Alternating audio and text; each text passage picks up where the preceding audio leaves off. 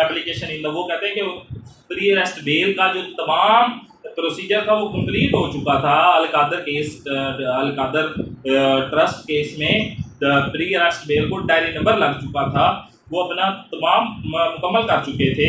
His application for pre arrest bail had been issued a diary number, institution branch ने उसको issue किया diary number, had not yet been completed. However, in our considered view, by filing the pre-arrest bail application, receiving a diary number application, biometric conducted, and the filing a separate application for early hearing, the petitioner on the 9/5 sessionally surrender before the High Court. वहाँ उन्होंने surrender कर दिया था, invoke its jurisdiction, and also initiated to process have his pre-arrest application fixed for hearing before the High Court, Islamáबाद High Court।